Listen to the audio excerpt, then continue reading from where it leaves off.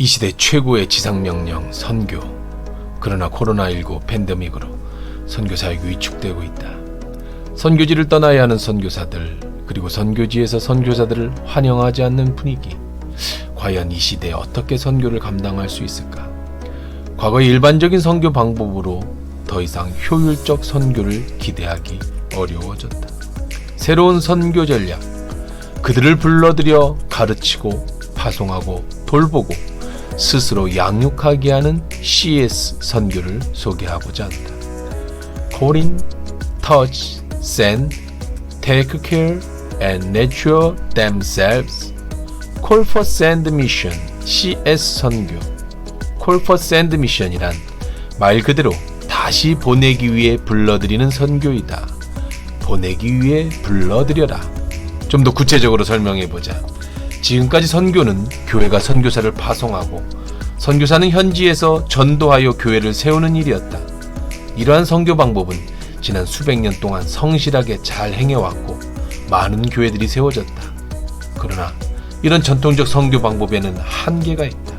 첫째, 1차적으로 코로나 팬데믹으로 외국인을 거부하는 분위기 속에 선교사가 직접 현장에 들어가기가 더욱 어려워졌다. 둘째, 많은 이슬람 국가나 공산국가에서 외국인 선교사가 직접 선교하는 것을 금하고 있고 이를 어기는 것은 상당한 위험 부담이 있다. 셋째, 선교사가 현지 언어로 복음을 전하고 교회를 세우는 일이 생각만큼 쉽지 않다. 넷째, 선교사가 새로운 선교 사역을 계획한다 해도 한국교회의 지원을 얻기란 쉽지 않다. 코로나 사태 이후 한국교회 역량이 많이 위축되었고 교회에 대한 관심을 끌기 어려워졌다. 그럼 이런 위기의 상황에서 어떤 방법을 찾아야 할까? 그것이 바로 Call for Send Mission, CS 선교의 핵심이다. 미국을 비롯한 서방의 많은 국가와 한국교회는 지난 수백 년 동안 지상명령을 성실히 이행하여 세계 곳곳에 교회를 세웠다. 이슬람, 공산권, 불교 국가 등 기독교를 환영하지 않는 많은 국가에도 교회는 세워졌다. 대만의 예를 들어보자. 대만 이주구 선교사의 보고에 의하면 초기 선교사들을 통해 대부분의 원주민들은 기독교로 개종되었으며 80% 정도가 기독교 신자라고 한다. 대만 기독교인의 3분의 1이 원주민이라 해도 과언이 아니다. 대만뿐 아니라 태국의 북부 치앙마이를 중심으로 한 마을에 원주민 교회들이 즐비하다. 그 근방 라오스 역시 수많은 박해 속에서 교회를 지켜낸 원주민 교회가 많이 있다. 그 외에 세계 곳곳에 이미 선교사들이 세워놓은 원주민 교회와 교회 지도자가 즐비하다. 새로운 선교지를 개척하고 교회를 세우는 것도 중요하지만 이제 이들 원주민 교회 지도자들을 발굴하고 그들이 직접 자신의 민족을 전도하게 해야 한다. 원주민 지도자를 발굴하고 그들에게 전도하게 하는 것이 이 선교의 장점이다. 먼저 자국어로 자국민이 전도하게 하기 때문에 선교사의 위험 부담이 많이 줄어든다.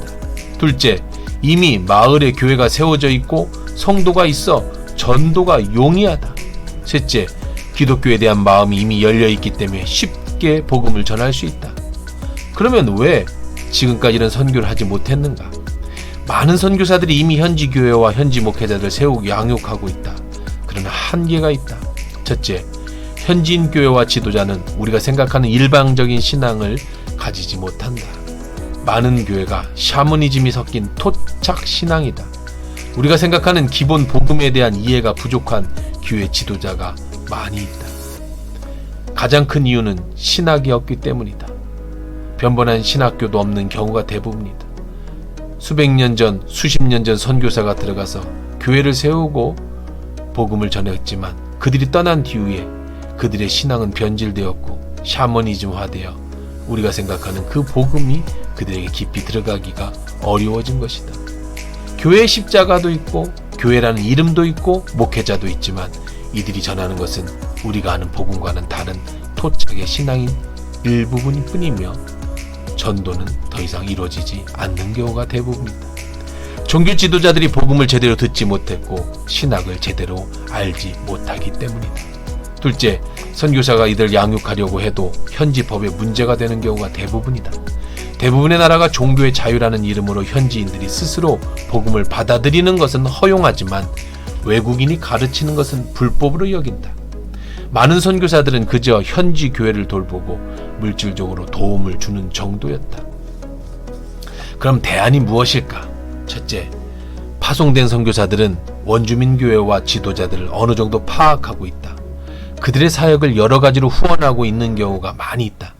선교사들로 하여금 현지 지도자들 현지에서 빼내 안전지대로 잠시 옮겨오게 한다. 둘째, 선교사와 현지 원주민 지도자들을 안전한 곳에서 성경과 기본 신학을 인텐시브 한 주 혹은 2주 코스로 가르친다. 셋째, 가르치는 사역은 한국교회 목회자가 맡는다. 대부분의 한국교회 목사님들은 신학대학원까지 졸업했고 일반적인 신학과 복음을 가르칠 수 있는 분들이다. 넷째, 한국교회는 선교사님과 현지 목회자들의 체제비와 선교비를 돕는다.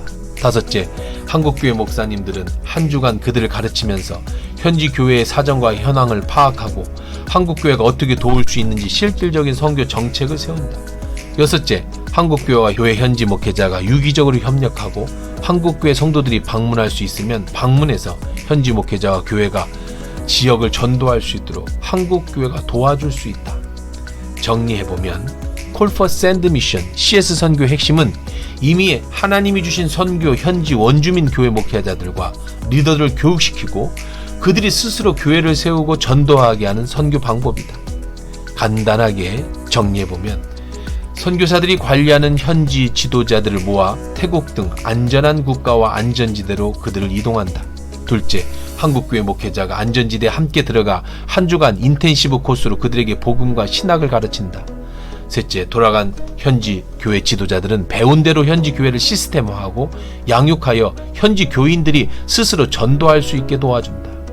넷째, 현지 교회의 필요와 도울 수 있는 방법을 한국교회와 유기적으로 상의해서 선교를 효율성을 높일 수 있다. Call for Send Mission CS 선교의 장점을 살펴보면 첫째, 하나님의 수백 년 동안 이루어놓으신 선교 현장 최전선의 목회자를 활용하여 폭발적인 선교를 일으킬 수 있다. 둘째, 선교사와 현지 원주민 목회자들을 불러들이고 가르치는 적은 예산으로 최고 효과를 낼 수 있는 선교가 가능하다. 셋째, 선교사들이 자신이 직접 어려운 현장에 투입되기보다 현지인 사역자들을 양육, 관리하게 하므로 사역을 안전하고 풍성하게 해준다. 넷째, 한국교회와 목회자가 직접 선교 현지인 교회 목회자들을 만나 현지 상황을 듣고 도울 수 있는 방법과 개교회의 선교 전략을 직접 세울 수가 있다.